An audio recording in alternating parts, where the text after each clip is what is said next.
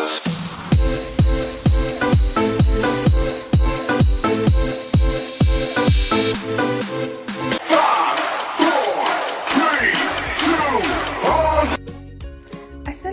warahmatullahi wabarakatuh. Saya Raja Nur Izzah binti Raja Muhammad Jafni ber-ID number KBN 2008-10128 dari semester 4 seksyen 2 berperanan sebagai hakim dan juga jurubahasa. Hai, nama saya Siti Nara Syahizah binti SSV bernombor ID KBN 2008-10134. Saya memegang watak sebagai peguam bela. Hai, saya Rusfakiah Balkis binti Rizmi, nombor ID KBN 2008-10129. Saya memegang watak sebagai pesalah. Hai, Assalamualaikum warahmatullahi wabarakatuh. Nama saya Nur Hazirah binti Azman, nombor ID KBN 2008-10148. Saya memegang watak sebagai saksi. Hai, Assalamualaikum. Nama saya Nur Sabila binti Muhammad Rashid, nombor ID KBN 2008-10108. Saya sebagai pendakwa raya.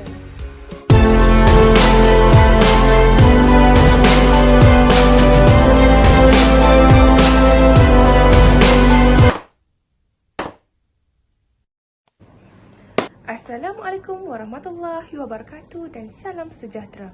Semua diminta untuk mematikan telefon bimbit anda sepanjang perbicaraan berlangsung. Ini bagi menghormati perbicaraan pada hari ini. Pada hari ini, kumpulan kami akan membawa anda ke perbicaraan kes mahkamah yang bertajuk Guru Mencampakkan Kanak-Kanak.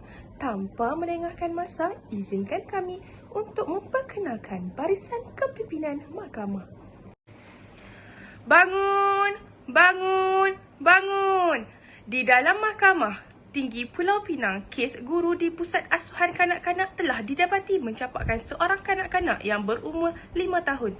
Tertuduh Rusfakiah Balkis Razmi berumur 25 tahun.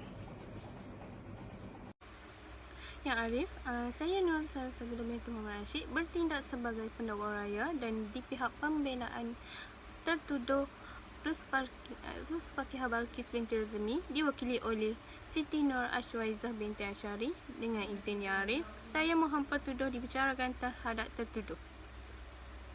Bahawasanya kamu, Rusfakiah Balkis binti Razmi, pada 8 Februari 2022 lebih kurang jam 11 pagi di premis tadika bernama Tadika Impian beralamat di Seberang Jaya, Pulau Pinang didapati mencampakkan seorang kanak-kanak yang berumur 5 tahun.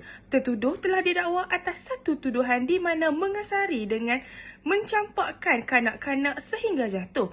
Jika disabitkan kesalahan, kamu boleh didakwa di bawah Seksyen 21A Akta Kanak-Kanak 2001 yang peruntukan dendanya sebanyak RM50,000 atau penjara tidak melebihi 20 tahun atau kedua-duanya sekali. Adakah kamu faham dengan sebutan ini? Saya faham.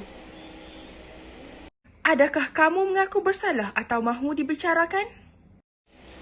Saya mengaku tidak bersalah dan mahu dibicarakan. Tertuduh, adakah kamu faham bahawa pengakuan tidak bersalah kamu ini tidak boleh membuat rayuan ke atas sabitan kamu, tetapi hanya boleh merayu atas hukuman yang dikenakan jika disabitkan kesalahan? Saya faham, Ya Arif. Pendakwa raya, teruskan. Terima kasih. Pihak pendakwa raya akan mengemukakan seorang saksi. Kami memohon kebenaran dari pihak mahkamah untuk memanggil saksi iaitu Nur Hazirah binti Azman untuk memberi keterangan selanjutnya. Saya, Nur Hazirah binti Azman, dengan sesungguhnya suci hati mengaku bahawa segala keterangan yang saya nyatakan dalam pembincangan hari ini adalah benar semuanya, Ya Arif. Baiklah, dengan izin Yang Arif, Puan sila beritahu kepada mahkamah nama, umur dan pekerjaan Puan. Nama saya Nur Hazirah binti Azman. Saya berumur 32 tahun. Pekerjaan saya tidak bekerja. Saya adalah suri rumah sepenuh masa. Saya adalah jiran kepada Tadika Permata Impian. Terima kasih Puan. Menurut rekod penyiasatan, Puan merupakan orang yang membuat aduan dan dakwaan ke atas tadika atas kesalahan mencampakkan kanak-kanak. Adakah ini benar? Ya, benar pendakwa. Baiklah, boleh Puan menceritakan secara menyeluruh mengenai kejadian yang berlaku pada hari tersebut? Baiklah, pada 28 Februari 2022, pada pukul 11 pagi, saya sedang menyapu sampah di luar rumah. Budak lah ni gak orang suruh nyapu gak payah. Suruh nyapu gak 2-3 kali suruh kejap. Lalah ibu dia juga hok kena buat. Kalau ajak saya ajak tubik cepat. Siapnya jangok gapo mekat lagi pada kita ni. Pakar tu dah bilik tak pakar tu dah lipat apa kita ni. Gapo nak jadilah budak jalan ni.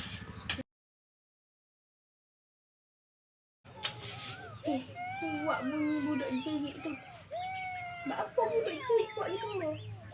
Okey sebab cikgu marah. Kalau cikgu marah tak akil lagi budak tu jerit kuat gitu mau. Kuat pula tu. Tak boleh jadi ni, aku nak pergi tengok ni.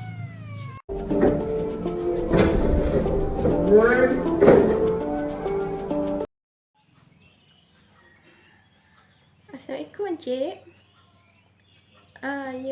Saya nak buat aduan tentang kes penderaan kanak-kanak di Tadika Permata Impian.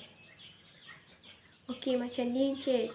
Tadi saya menyapu sampah depan rumah saya. Lepas tu saya dengar budak menangis. Jeritan dia tu makin lama makin kuat.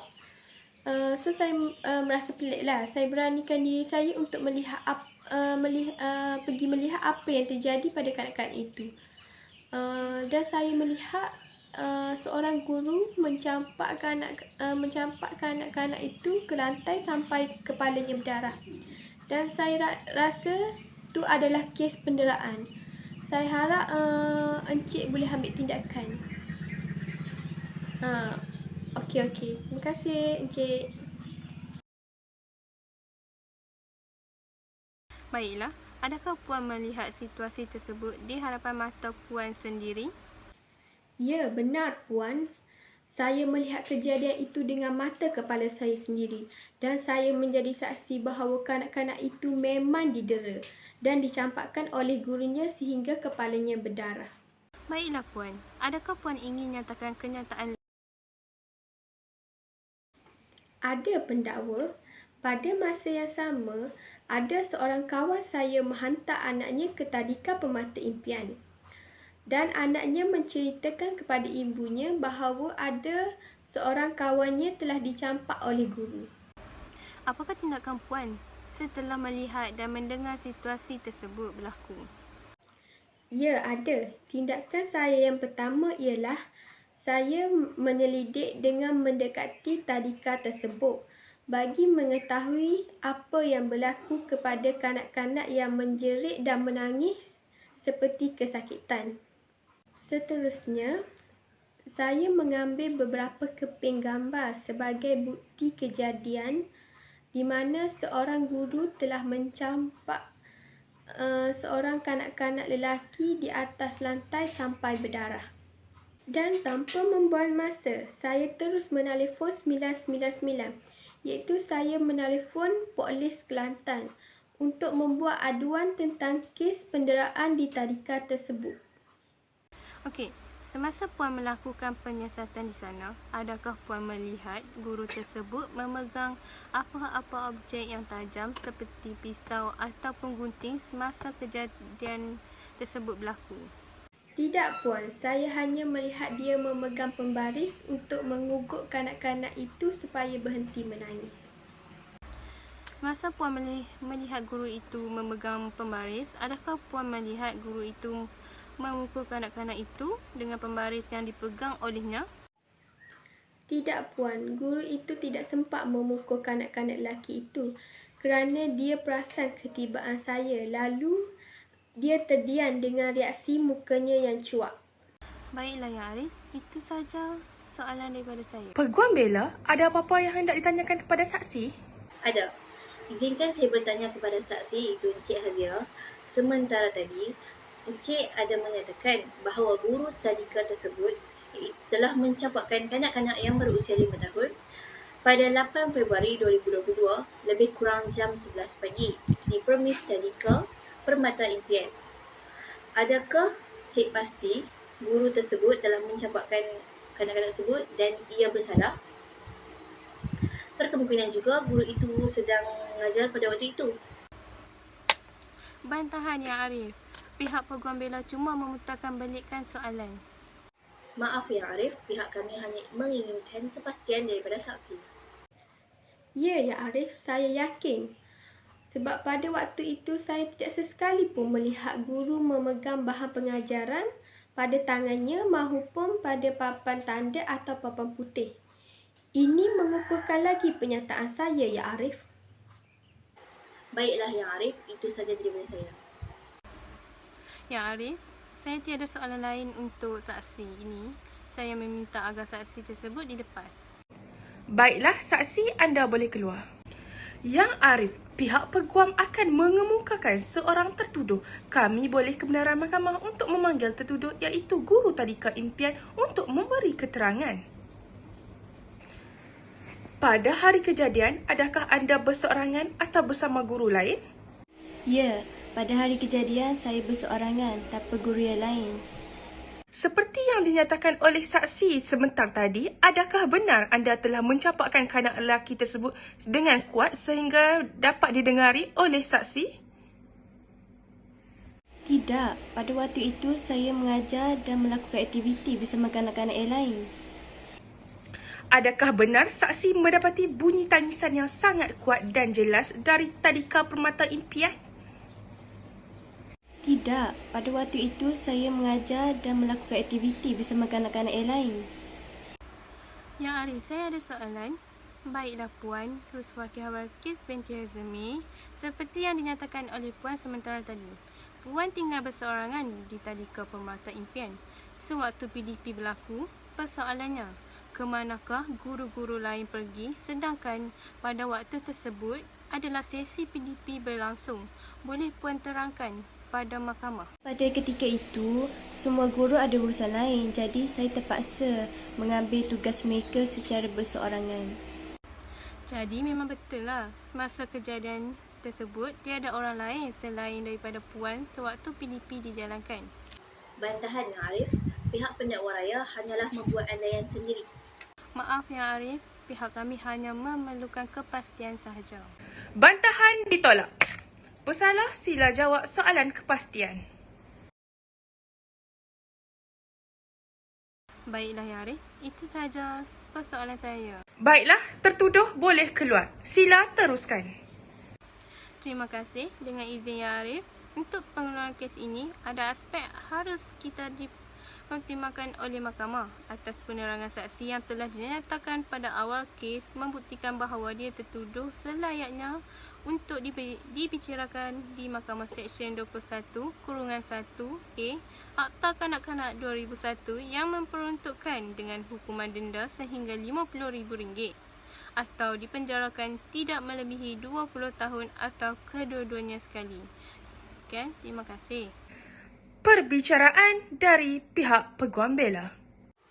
Baiklah, dengan izin Yang Arif, setelah mendengarkan kata-kata dari pihak saksi dan pihak pendakwa raya serta bukti-bukti yang telah kukuh tentang pencampakan kanak-kanak yang berusia 5 tahun tersebut berdasarkan keterangan saksi yang merupakan jiran yang paling terdekat di tadika Permata Impian mengatakan pesalah itu iaitu Rusfakihah Balqis binti Azmi telah mencampakkan kanak-kanak lelaki yang berusia 5 tahun adalah benar.